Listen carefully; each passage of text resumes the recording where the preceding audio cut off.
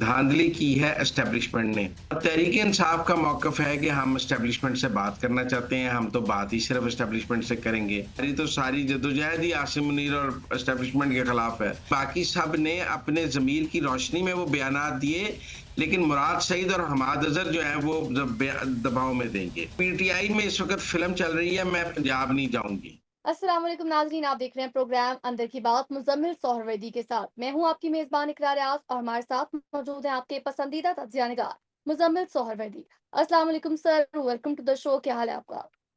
वालेकुम सलाम, बिल्कुल ठीक। आप सुनाएं, कैसे हाल चाल है आपके? सर मैं भी ठीक हूँ अल्हम्दुलिल्लाह। सर आपसे आज की सबसे पहले अंदर की बात जानना चाहेंगे, वो ये है कि आखिर ऐसी कौन-सी बात है जिस पर फज़लुर रहमान और पाकिस्तान तहरीक इंसाफ के दरमियान मामला तय नहीं पा रहे? ये दोनों आखिर साथ क्यों नहीं चल पा रहे इतनी कोशिशों के बावजूद भी? देखें, मौलाना फजलुर रहमान साहब ने 2 शराइत रखी हैं तहरीक इंसाफ के सामने। मौलाना फजलुर रहमान साहब कहते हैं कि मेरी लड़ाई है एस्टेब्लिशमेंट के साथ, धांधली की है एस्टेब्लिशमेंट ने।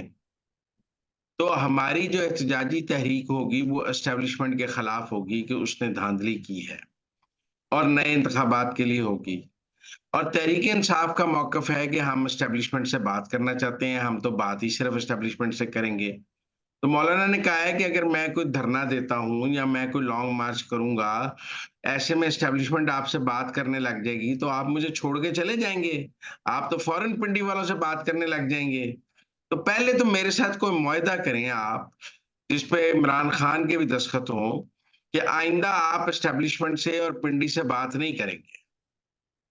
तो मौलाना ये चाहते हैं, मौलाना का ये ख़्याल है कि अगर कोई एहतजाजी तहरीक एस्टेब्लिशमेंट के खिलाफ चलाई जाए, तो उसमें दरमियान में जब माहौल गर्म हो और पीटीआई उस तहरीक को कैश करके ले जाए, तो वो क्या करें? मौलाना ने कहा है कि जी मुझसे तो आज भी एस्टेब्लिशमेंट बात करने को तैयार है, आपसे नहीं तैयार। मुझे तो आज भी बहुत एस्टेब्लिशमेंट के पैगाम आते हैं, मैं एस्टेब्लिशमेंट को नहीं मिल रहा। उन्होंने मेरे साथ ज्यादती की है, मैं इसलिए उनसे कोई बात नहीं करना चाहता। 2018 के इंतखाबात में भी मेरे साथ ज्यादती हुई थी। मुझे तब जनरल बाजवा मिले और उन्होंने बड़ा यकीन दिलाया कि आइंदा आपके साथ ज्यादती नहीं होगी। लेकिन 2024 के इंतखाबात में भी मेरे साथ ज्यादती हुई है। अब मैं आसिम मुनीर को नहीं मिलूँगा, क्योंकि मिलूँगा तो तलख़ी हो जाएगी। लिहाज़ा मैं तो ये बात लिख कर देने को तैयार हूँ कि हम एस्टेब्लिशमेंट से बात नहीं करेंगे। लेकिन तहरीक इंसाफ भी लिख कर दे कि वो एस्टेब्लिशमेंट से बात नहीं करेगी। इमरान खान ये बात लिख कर दे कि वो आइंदा एस्टेब्लिशमेंट से बात नहीं करेगा और एस्टेब्लिशमेंट से किसी किस्म के मुज़ाकरात नहीं होंगे।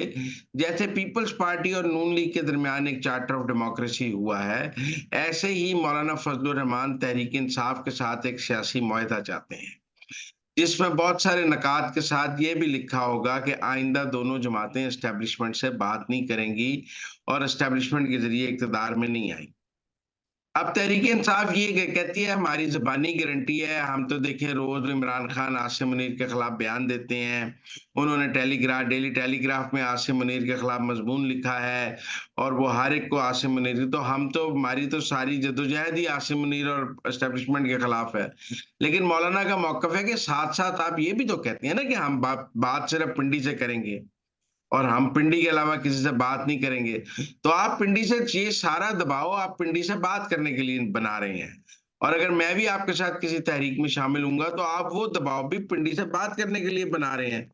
तो लिहाज़ा पिंडी से बात पहले आप लिख कर दें कि आप पिंडी से बात नहीं करेंगे और उस मुआहदे पर दस्तखत इमरान खान के भी हों। पहले तो वो खत लिखे जेल से कि मैं ऐलान करें कि मैं आज के बाद कभी पिंडी से बात नहीं करूँगा, एस्टेब्लिशमेंट से बात नहीं होगी, एस्टेब्लिशमेंट से कोई मुज़ाकरात नहीं होंगे। फिर वो खत पे के साथ वो उस खत के साथ एक 3 रुकनी कमेटी को नामज़द करें कि ये मेरे बिहाफ़ पे मौलाना फज़लुर रहमान के साथ मुआहदा दस्तखत कर सकते हैं।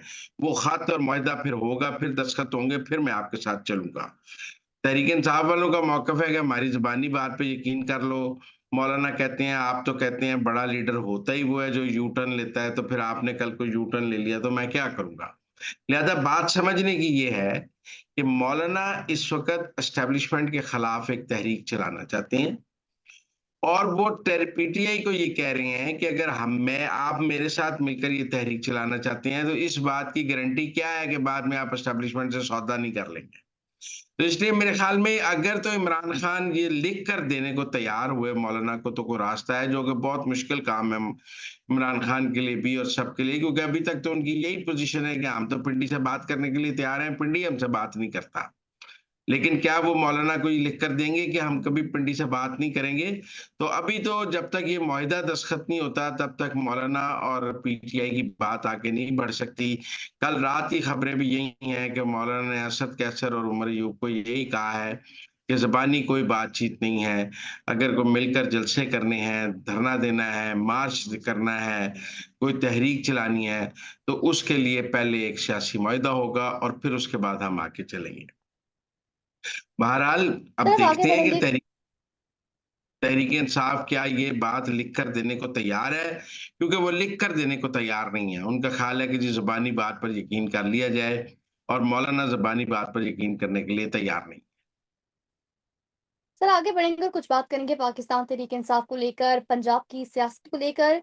तो बानी पीटीआई की जानिब से यहाँ पर ये कहा जा रहा है बरमला कि अगर हम्माद अज़हर से कोई भी ज़बरदस्ती प्रेस कॉन्फ्रेंस करवाई गई जिसमें वो ये कहें कि वो पाकिस्तान तहरीक इंसाफ को छोड़े हैं और वो आइंदा कभी सियासत में नहीं आएंगे, तो पाकिस्तान तहरीक इंसाफ उनकी किसी भी प्रेस कॉन्फ्रेंस को नहीं मानेगी। और on the contrary Faisal Vawda की जानिब से कहा गया है हम्माद अज़हर को जो रीलॉन्च किया गया है, मंजर आम पर लाया गया है, वो सिर्फ परवेज इलाही, जैसे कि कल आपने शो में बात की थी, तो और उन्होंने ये भी कहा है कि परवेज इलाही की कुर्बानियों का नतीजा है कि हम्माद अज़हर को लॉन्च किया गया है। इस मुतालिक आप क्या कहेंगे?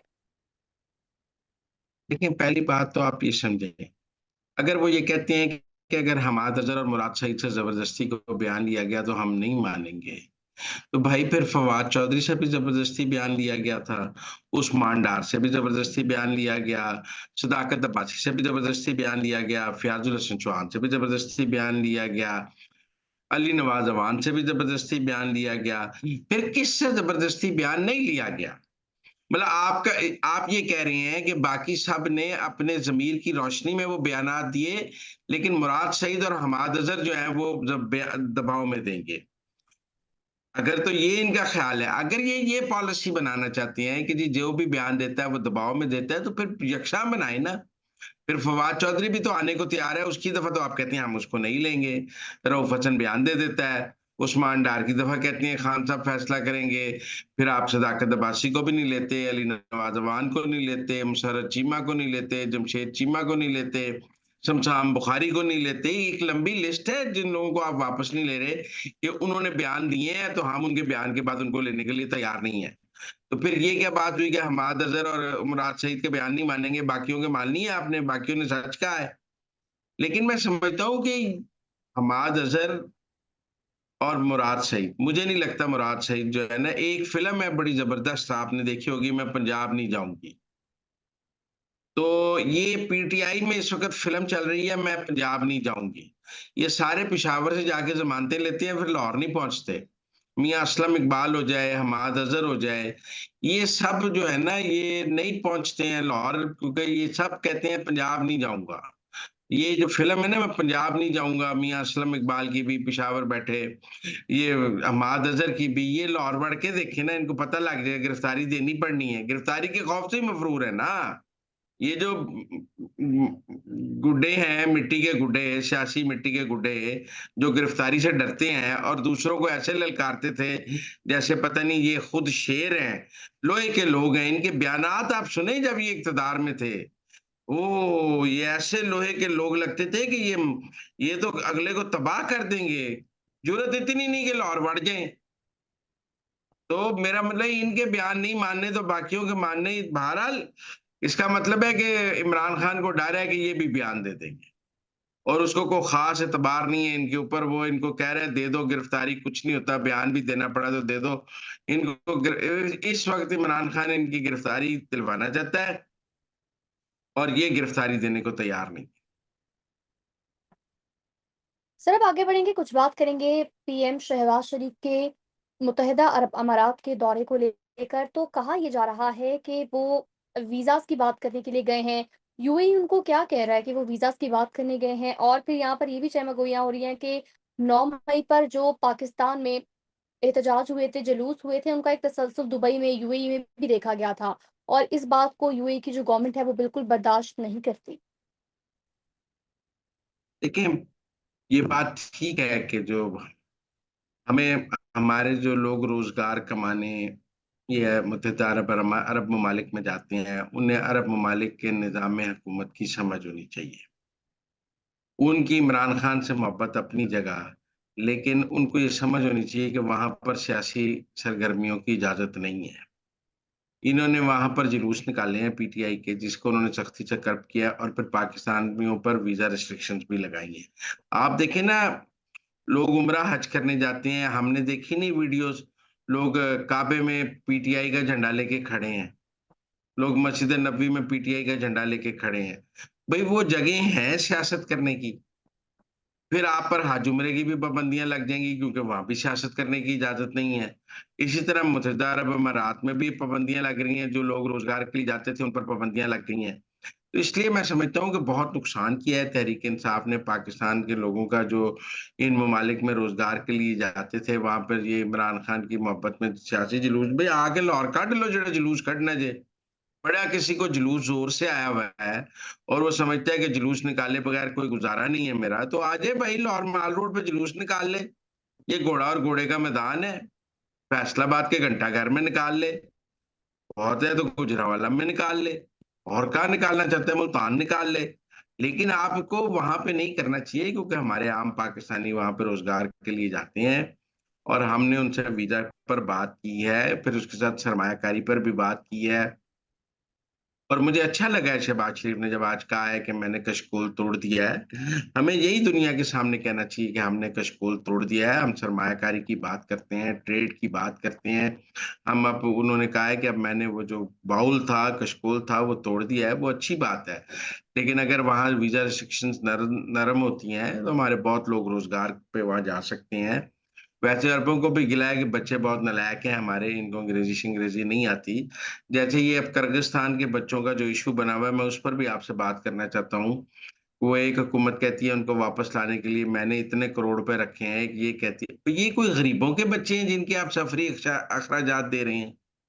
ये मुल्की अशराफिया के बच्चे हैं जो डॉलरों में फीस दे के वहाँ पर पढ़ रहे हैं। 10-10 हज़ार डॉलर ये फीस दे रहे हैं और वहाँ पर पढ़ रहे हैं। ये जो जिनके माँ-बाप उनकी 10-10 हज़ार डॉलर फीस दे रहे हैं, वो उनका 2,000 डॉलर किराया नहीं दे सकते। क्यों हुकूमत पाकिस्तान इनका, ये गरीबों के बच्चे हैं जिनका किराया हमने देना है, बड़ी मुश्किल में फँस गए हैं, इनको निकाल के लाना है।